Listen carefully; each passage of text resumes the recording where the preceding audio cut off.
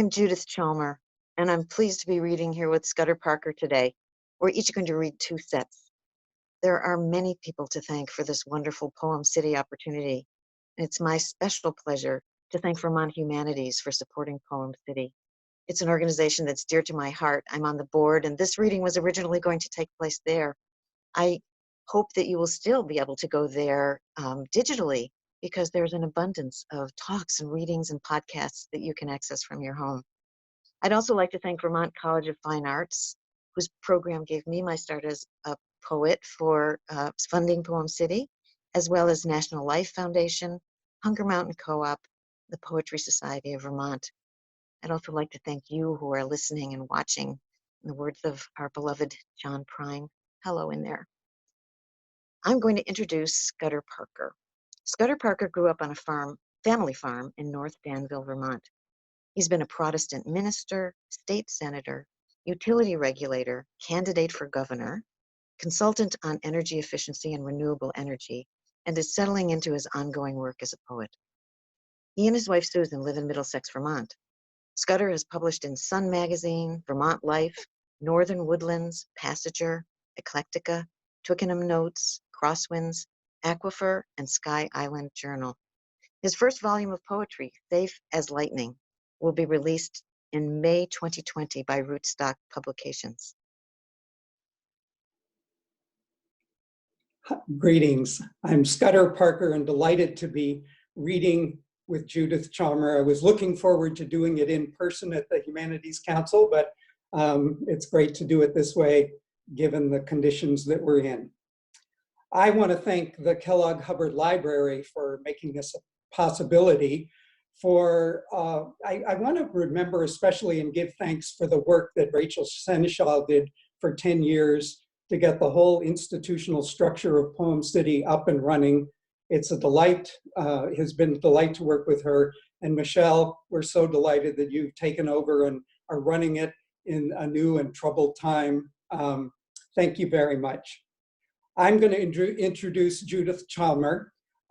We are going to read 2 sets of poems, approximately 8 or 10 minutes each. And after the first round of reading, we're each going to ask the other one craft or art skills question about how we do our writing. Judith Chalmer is a longtime friend. We were part of Acme Poets together in central Vermont. She now lives over in the Burlington area. She's the author of 2 collections of poems, Minnow, published this year by Kelsey Books, is her recent publication, and Out of History's Junk Jar is her other book. She's a co-translator of 2 books of haiku and tanka with Montpelier poet Michiko Oishi.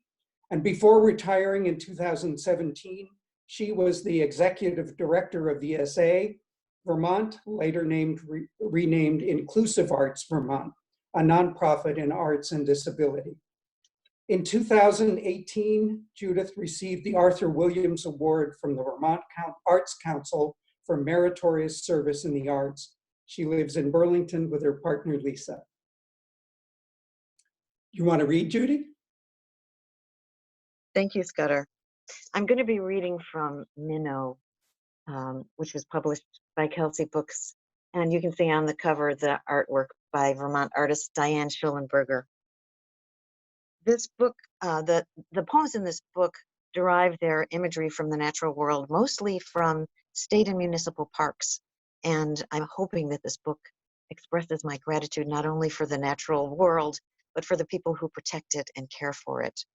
I kind of made that an explicit part of this book and sent it that way to the publisher before I had heard about land recognition, which, as I understand it, is a request by Native American peoples and in our area of Abenaki people to acknowledge that when we gather, we're gathering on land that was not decided to be stewarded in a collaborative or contractual way, but which was just taken illegally and is remains unceded. So in my readings, I want to bring that awareness as well into my acknowledgement. So these poems begin in close observation of nature, and they move from there into questions of love and awe and mortality, etc. purpose. So I'm going to be reading from poems that span those themes, and I apologize for plunging us back into winter and fall. Autumn. This is the first poem in the book, and it's basically a cascade of images. I'm hoping it'll be an invitation to the process of observation. And if there are sorrows, not the duckweed in the dense sulfurous mud, nor the grumbling party boat motoring to the dock, not the clothesline cinched or the last open flap tucked neatly into the tent, not the dog bed dampish under the table, or the sticky branch piled next to the fire, not the gull raising a baffled wing, loose feather floating over the lake, not the tilted tarp or the bandaged stand of birch, not the rinse bucket or the ragged cloth. None of these will mind them. When the book bag yawns, when the chipmunk dives, when the young loon feeds, when the songbird preens, and the fog starts to break and the web starts to sag, when the acorn drops and the lichen curls, when the beetle shines and the rain jacket drips, would that I too could unknow this longing. The next poem, Muddy Brook, is very different, much denser with more story in it. After the glory, everyone giddy with the color in our cameras, the drones gorgeously skimming forested mountains, soundtracks rounding the river bend, I've come back with my crackers. A week after season's peak, on the other end of a big wind, leaves everywhere but above. They cover the trailside table and both plank seats, cover the heavy grate of the fireplace and the outspread arms of the evergreens, goofy in their costumes, clown red and yellow. The dog jousts with the frayed end of a stick. The ground he jostles strange and excitable, stirred with every step. I've taken a day from work, away from my Finch Gold office with its one high window, where the paper-strewn desk and the hastily framed photos, one of a child's hand swirling paint with an apple blossom onto a paper plate, sunset-colored cloth on the round table, the table a little too big for the room, scissors sticking up out of a cup of pens, sweater draped on the chair, small stains on the rug, are a kind of home, one it's hard to leave at the end of the day, full as it is of hope and newness, people to know and things that are yet to be done. The common room, its tiled tabletop littered often with treats, gathers also the faces of those I admire, to think and make dreams happen.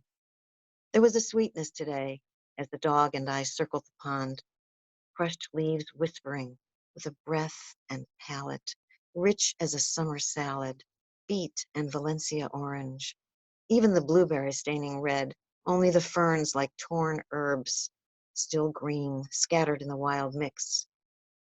It's a world turned upside down, roots rising up from the leaves, all fists and elbows. It's a hard thing to work, to be held by a purpose, and then to drop in the wind and retire. At the brook, trumpet curls of the bronze birch float to a still pocket behind a rock. The dog's done with the stick. A bare branch pushes at my back, where we sit on the bank watching a boulder bury its mossy head under a bright maple cover. The dog paws for a while at the muddy bottom, then walks back to shake, prickly with ripened seed.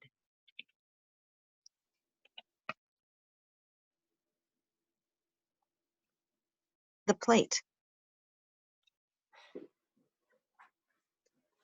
Along the road, the winter birds are stuck to the trees. It's cold. Chocolate doesn't last an hour on the plate. Something's wrong in the middle. Swallowing is hard. The birds hang round as apples no more than an arm's distance up. Our failing steps disturb nothing but us, not the still brown birds nor the rows of urban compost heaped beneath coverlets of stiff white gulls, nor the hawks who are somewhere in this strip of furrows and trees. We can't go far, for fear of a sudden stitch, a catch of breath. This level of illness is new. We turn to go home. I realize again I'm in love. It happened in a sea of summer freckles. It happened as camembert softens in its skin, impossible to refuse. Fingers full and stuffed with love. Before I knew it, the square and the oval, angled jaw, wondering brow, incalculable thin rays, all residue of smiles, were drilled into my mind, described more distinctly, more convincingly than any text I've ever heard. There are tests for what hurts her, ports and plastic tourniquets. The birds pillow their hearts in stillness. I try not to worry. I try a few foods. Neither a bad joke nor a limerick helps. But alone while she sleeps, the sound loosed from my throat sings, helpless and bare as any beast alive on legs to dance across the glittering night. I am granted a great love. And here's the last poem in this set. Turn the page. This is the last poem in the book, by the way. Now that I'm here, I'm pretty sure I'm not contributing exactly with this. Firewood heaved into the open hatch of the car, a tackle box rummaged with spoons, and an oddity of knives, a neighborly clatter of dishes. None of these, for instance, would answer the question, what do you do? I'm watching the young trees at the edge of the pond. 2 maples and a beech hold their angled pose like dancers without fatigue. Last night I left the canvas chair under the drip line. This morning a blue dasher dragonfly lit on the cherry-patterned oilcloth, shoveling a fruit fly into its mouth. Then I moved the fork. Maybe it's all right. Loving as I do the fretwork of the ferns, the folded fists of the newborn berries. Thunder rumbles for hours in the nearby hills. The tent will take hanging at home, its green walls sticking together. I'm resigned to soggy underwear. Is this how I'm meant to show up? What have I done to be kind? What will I do when I'm tired and it seems a great purpose has been lost? The needles under the pines pile up the color of summer hay and honey. There's a tub of towels, a dented pot, and some red plastic plates. Somewhere near and certain not to be found, a hermit thrush plays its bright marimba. And how is it I'm so late tending to this temporary shelter? Thank you, Judith. That was wonderful, as always. I'm always stunned when I read your poems again at the detail. There's just a richness there that's amazing. I wanted to ask you, I was thinking about a different poem that you didn't read yet, but you have this way of describing, what should we call it, the succulent detail of life. It's just this incredible richness that you perceive and enter. And then you sneak in a line like, what have I done to be kind? That, you know, if you just wrote it, would be probably seem isolated and summary in its form. But how is it that you find the right place to put in something that then echoes the detail that you've just described? Well, thanks for that question. So I'm really in love with and fascinated by our human capacity to make connections, sometimes surprising connections. And so when I'm writing, what I like to do is enter the poem from several different doorways. So I'll start, you know, making observations out in the natural world, but then I'll come in another door and do, you know, write from a more internal landscape. And then the process is one of experimentation. I write and rewrite and rewrite. I'm hoping if it's, I don't know if I can accomplish it, but one of the things I love about those connections is what I go to poetry for is kind of an enriched sense of consciousness, an enriched sense of being alive and aware. So my hope is that I offer that to readers and listeners as a way to be able to have ripples of surprising reflection and connection in readers' own lives. Well, it works brilliantly. And I think that description of going into the poem from different directions and your practice of rewriting. I had a friend who said she wasn't writing much poetry, she was just doing rewriting. And I said, oh no, Judith would never allow you to say that. Rewriting is writing. So thank you. And thank you. And I'm looking forward to your reading right now. Okay. First poem is called The Poem of the World. The poem of the world reveals itself like a doe's hoof tapping ice till she can drink. Startles like the rust of purple on this fall's forsythia leaves, though it may have used that small voice every year unheard. Blinks like red and blue potatoes dug this morning, drying in the sun, testing their startled, untrained eyes. It's the unexpected tickle, the fit of shared laughter in our urgency of touching that becomes another way of making love. It's an ocean beach of pebbles that suddenly starts singing each stone its own tink, together a glorious, indifferent song. And it's the voice of each bird I've only heard as morning chorus, landing with its own song and bright, perfect body in my brain. It is even, now I begin to see them, the subtraction of birds, taking summer with them, too busy to announce their leaving. The poem of the world wants me to wake in my own body. It is astonished I might let these supple bones grow brittle. It is the sudden thing I trust. And this is a poem called Davy Road, where we live. It got named Davy Road after we moved here.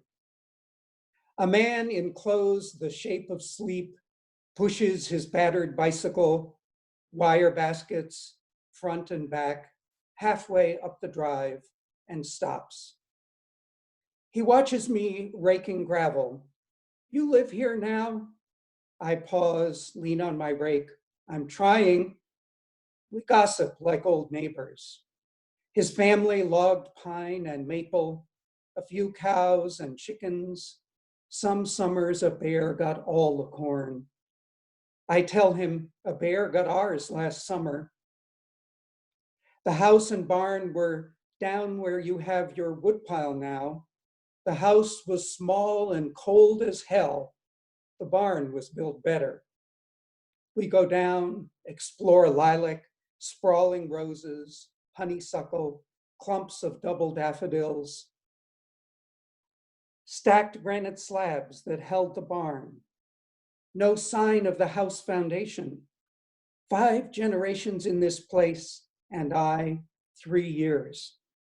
Twice since then, I've seen him, picking up empties. Once, just his bike, leaning against a tree. And this is a poem called Blessing. You compose a table from all the tables in the house, drape it with old linen till it snakes through living room and dining room like a Chinese dragon. White metal lawn chairs come up from the basement slumber, antiques from the bedroom where a week of clothes lands on the floor. You dig to the back of the drawer for cheap stainless, then the family silver, untie ribbons hugging it in chamois cloth.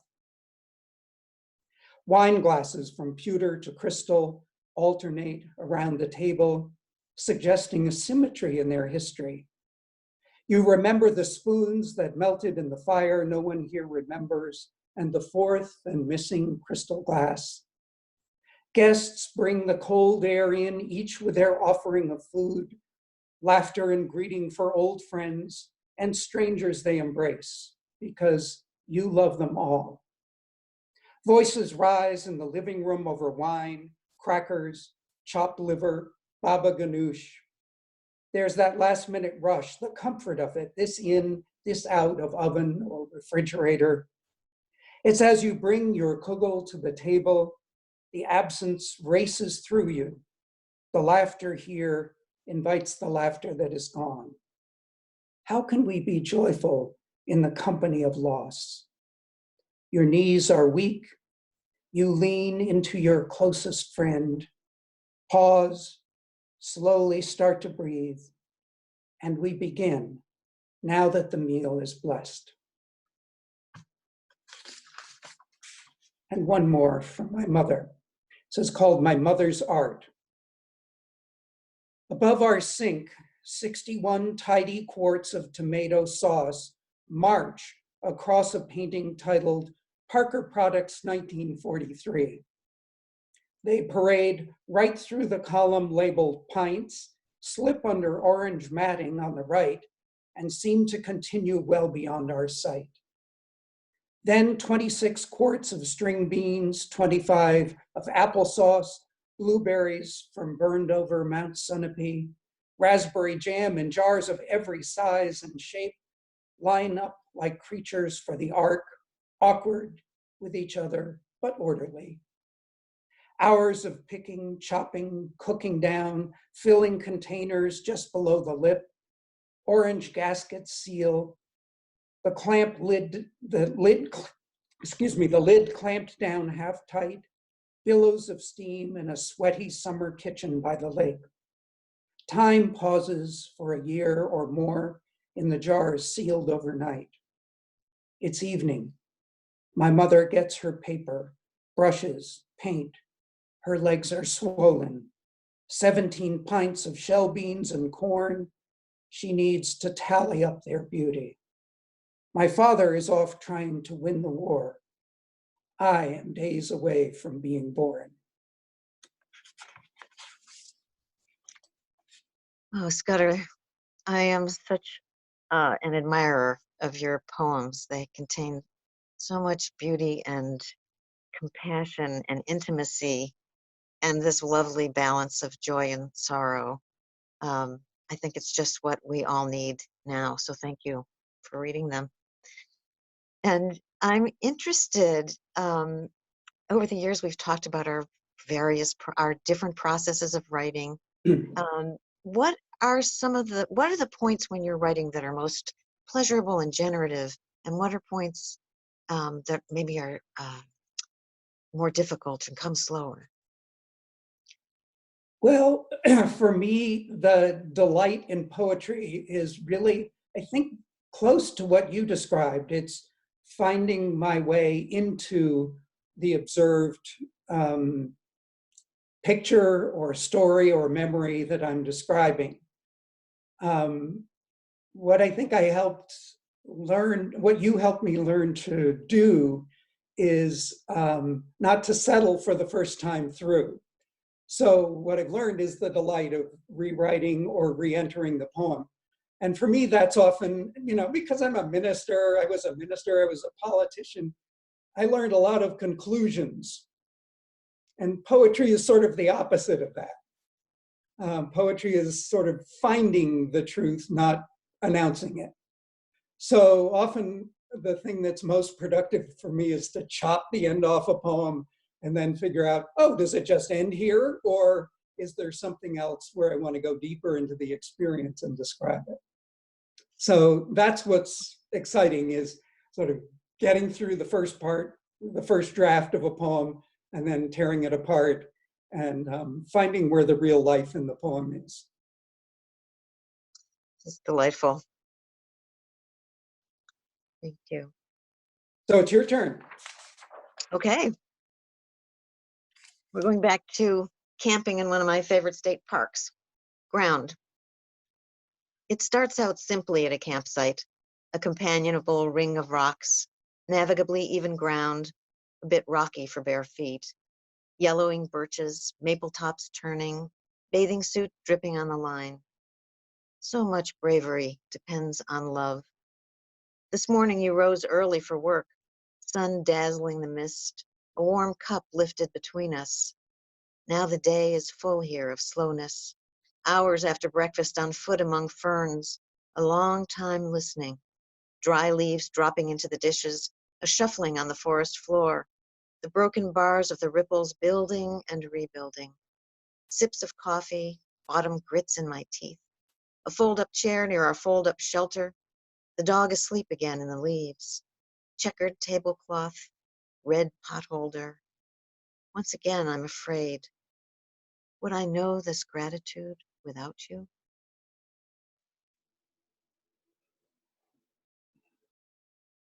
Change. It's a plain spoken story. It's where you're going today. Maybe you're at home in the woods, and often, but even so, you're scared underneath a little.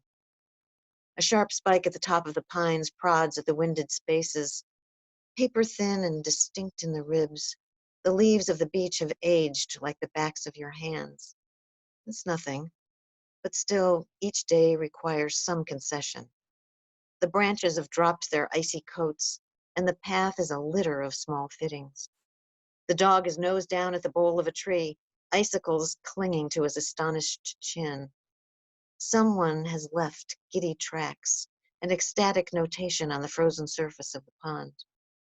Up the hillside, everything is rounded, elbows and shoulders laid out giant, immobile in the snow. You climb over as best you can, finding here and there forgiveness for timid hesitation. Some of the shorter pines loose their shaggy heads onto yours, while nearby nurse trees bend over the battered saplings. One small cloud, edged in ruby, drifts over the pond, and the rumpled birds rise up to their posts in the torn grace of the evening. Next, I'm going to read you four very short poems that are part of an 11-poem series. They were first published in a science fiction magazine. You can hear them as science fiction or not. It pleased me because I think that science fiction accomplishes a couple of things. It decenters the human experience. It questions our benevolence and welcome. And it felt important to me in this book that is 100% in love with the natural world to kind of have part of it be a kind of questioning of the romanticizing of the natural world. So all of these short poems are about an unidentified it that has various characteristics. The overall sequence is called Mirror. I ran. Like it, I was gone in a matter of seconds. Still, I would have liked to have taken that much space, the huge head lifting. But that was after I went back and stood in its place.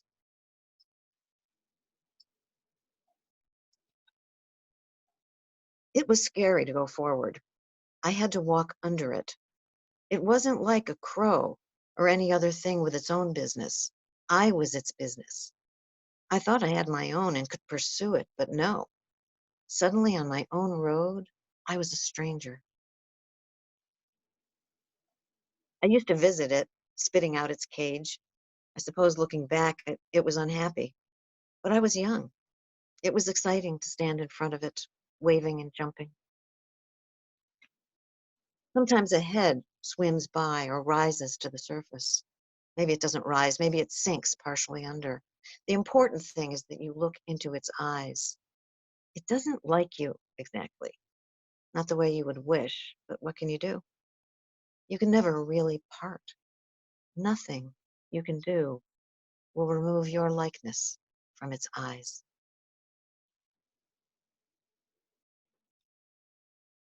Two more poems and then I'll be done. Crescent Beach. A few ducks stand outside the shelter as I clear the plates. The dog who barks at every child looks on in silence. I don't know why at this moment I'm afraid. I might feel better if I could change a tire or make something tiny and precious float across a microchip. Haven't I always understood that life will end? Now the dog rolls in something rank. In the wild, this 20-foot wide strip of shale, he leaps up again in a frenzy that chases him the whole length of the Crescent Beach, sprinting over the tinkling stones flaked in deep drifts beneath us. How is it so much is shattered? And how long the wearying of the edges? A mist from this morning's rain lifts slowly from the lake.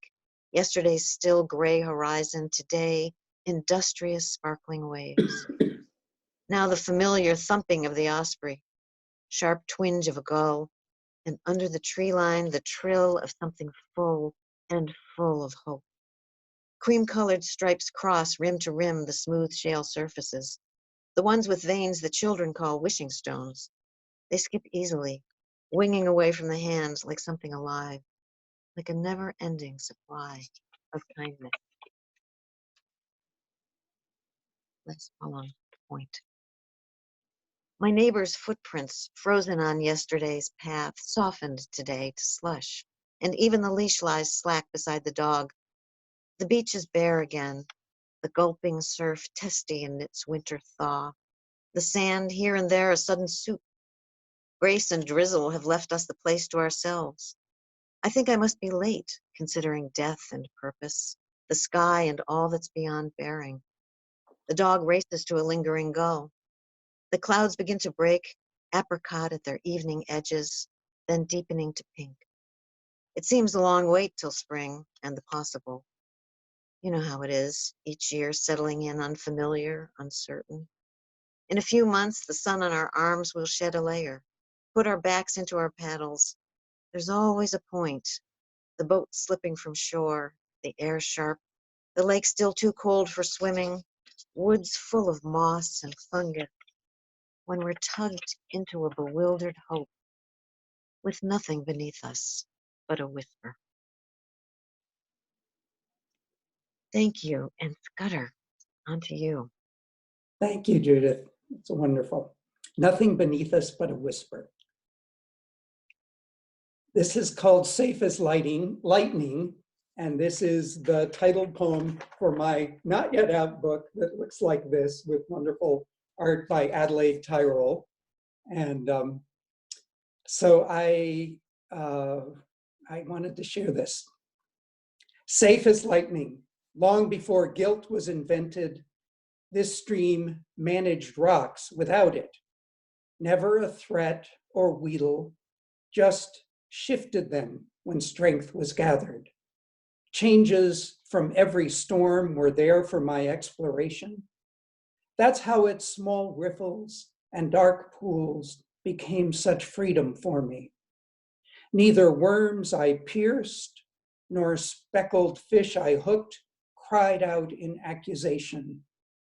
In turn, they claimed me, taught me to fin in place beneath a dark green overhang of rock.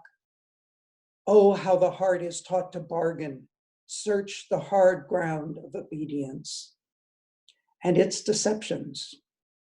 I would rather sink my feet in black, loamy banks where a holy beaver pond spills disconcerting welcome through the trees. There is no promise I will be safe if I relinquish. It is a place where for a few years trout fatten and the silt accumulates until some torrent tears the sticks apart and I come exploring next June's fertile mud. Nothing I can promise spares the children. My grandson shudders at colliding arguments of thunder, but will not be denied the lightning. And this is my affection for toads. I find myself talking to them initially as though they were small children, then correct, trying to be respectful, adult to adult. Even then, I am too enthusiastic, as though greeting someone I was certain I must know on Main Street, who stares back, struggling to recognize. About the tiller and its bad behavior, I apologized, though remarkably that relative made it to tall grass with only a small limp. No courtesy, no cleverness or deft protection, only this odd elegance, tripping, rolling over, revealing its creamy underside in August peonies.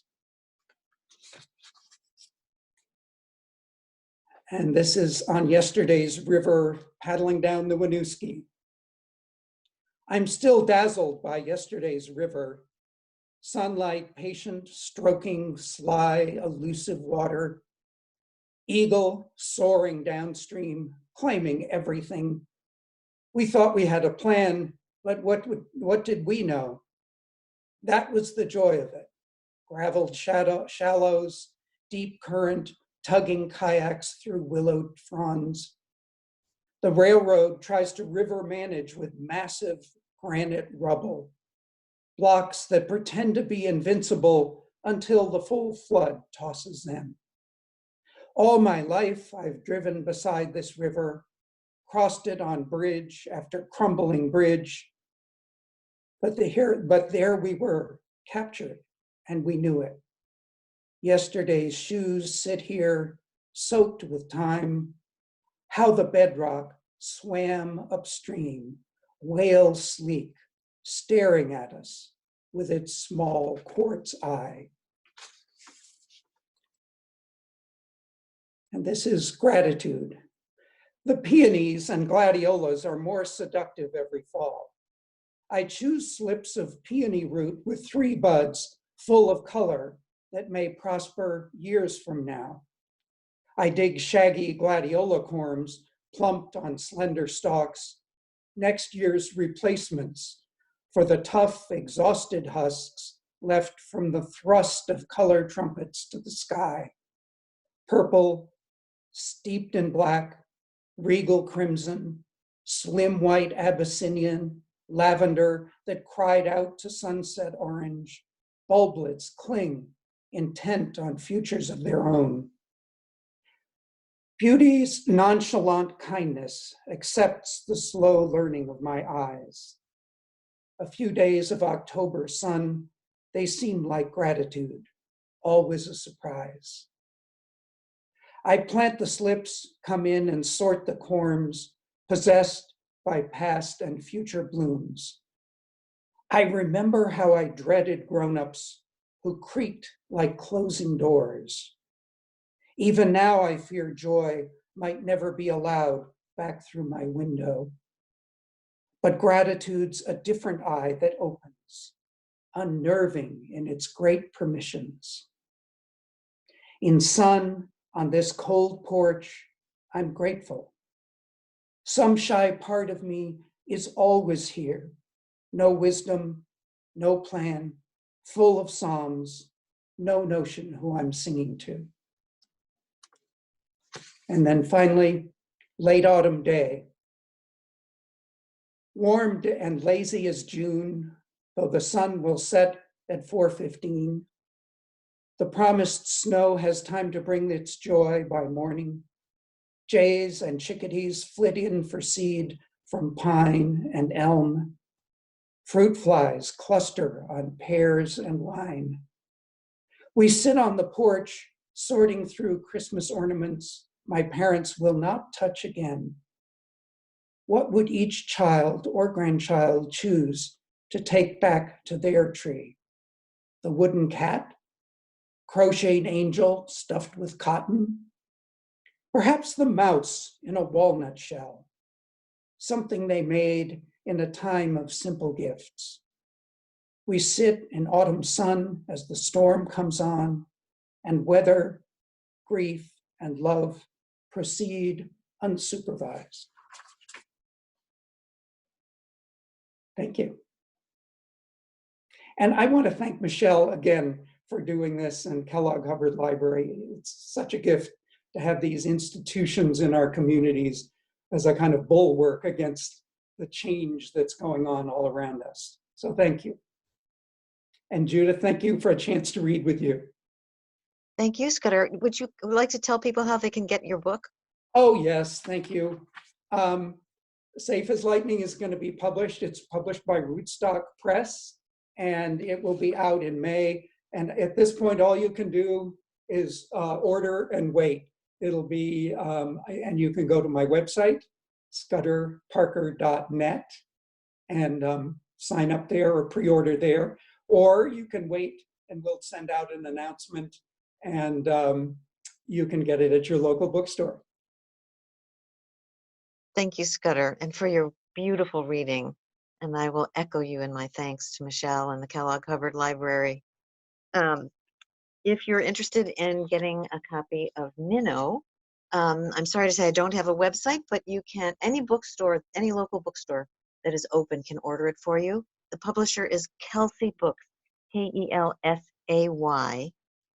You can order it directly from their website. You can order it on Amazon or Barnes & Noble, and as I say, any local bookstore can order Minnow, Judith Chalmer. Thank you so very much. I want